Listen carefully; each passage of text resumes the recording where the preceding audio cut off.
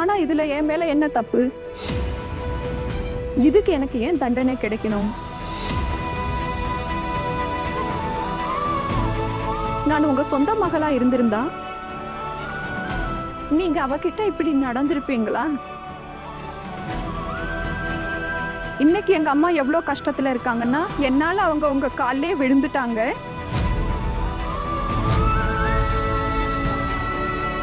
எங்க அப்பா உயிரோட இருந்திருந்தா, எங்களுக்குன்னு ஒரு ஆதரவு இருந்திருந்தா, எங்க அம்மாவுக்கு இவ்வளவு அவமானம் நடந்திருக்காது.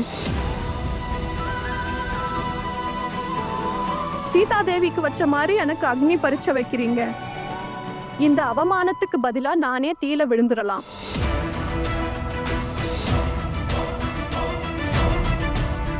இப்போவாவது உங்களுக்கு என் வார்த்தை மேல நம்பிக்கை வரும்.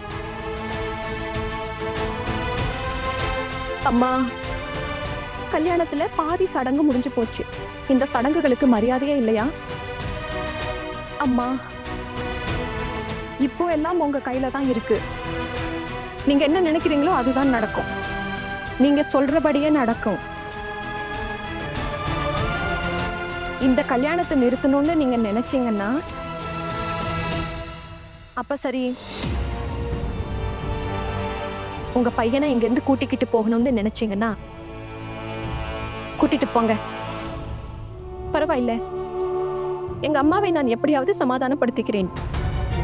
ஆனா போறதுக்கு முன்னாடி இது என் தப்புதான்னு நீங்க எல்லாரும் முன்னாடியும் சொல்லணும்.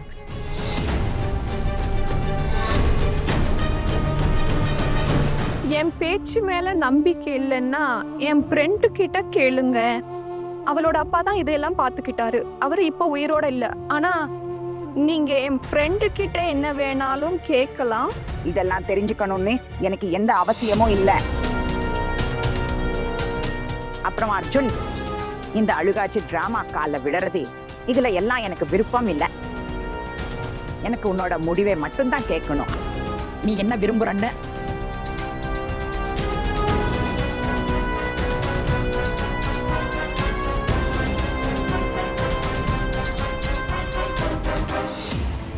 அம்மா, இந்த நிலைமையில நான் எந்த பொண்ணையும் தவிக்க விட்டுட்டு போக முடியாது. அப்படி செஞ்சா உலகத்திலே பெரிய தப்பை நான் செஞ்சதா அர்த்தம்.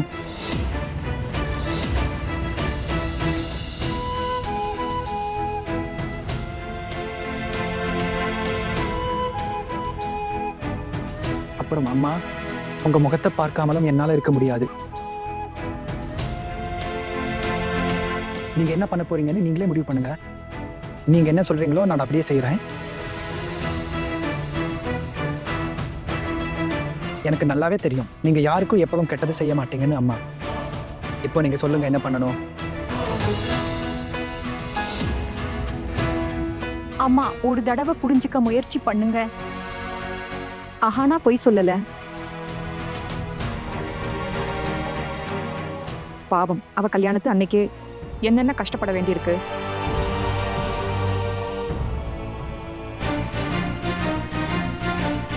என் பெரியம்மா இன்னைக்கு வரைக்கும் யாருக்கும் அநியாயம் நடக்க விட்டதில்லை. எனக்கு தோணலை என் பெரியம்மா இன்னைக்கும் தப்பான முடிவு எடுப்பாங்கன்னு. அத்தை, எனக்கு தெரியும் நீங்க தேங்காய் மாதிரி பார்க்க கோவக்காரங்க உள்ள ரொம்ப மென்மையானவங்கல்ல. அப்படியே கல்யாணத்துக்கு அப்புறம் ஏதாவது பிரச்சனை வந்தாலும் நம்ம இவரை உடனே வீட்டுக்கு திருப்பி அனுப்பிடலாமே. ஆமா, கல்யாணம் தான் முடிஞ்சிருச்சே. இப்போ உங்க பேச்சை கேட்டு அர்ஜுன் இந்த கல்யாணத்தை நிறுத்திட்டு போயிட்டான்னா எல்லாரும் உங்களை தான் தப்பா பேசுவாங்க. அர்ஜுனோட கல்யாணம் உங்களால தான் நின்று போச்சுன்னு சொல்லுவாங்க.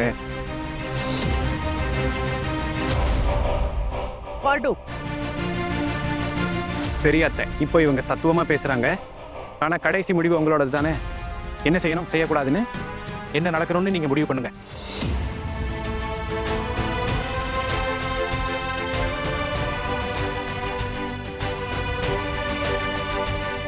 காரை வர சொல்லுங்க.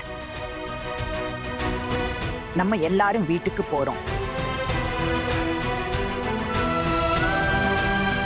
சரிப்பா,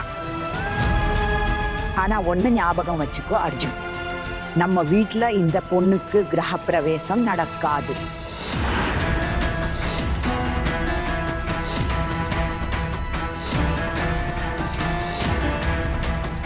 நான் இவளுக்கு எந்த வரவேற்கும் தரமாட்டேன்.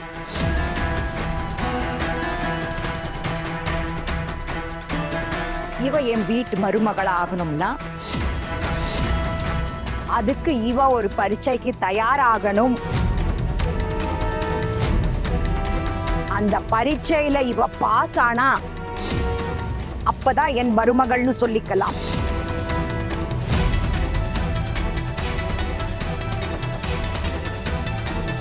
வா கொண்டு.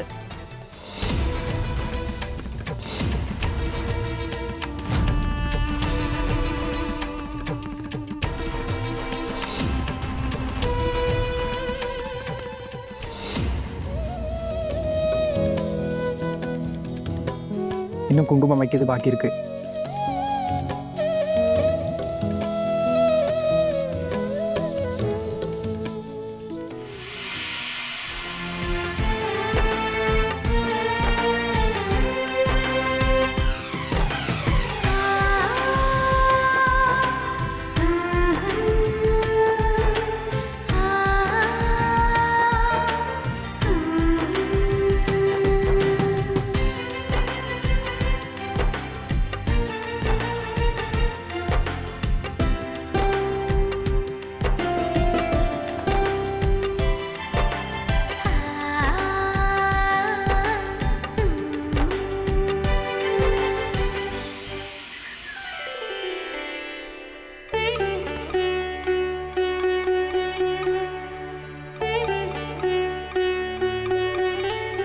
தம்பி, எங்க ஹானாவை நல்லபடியா பாத்துக்கோ. அவ தலை எழுத்து ரொம்ப மோசம்.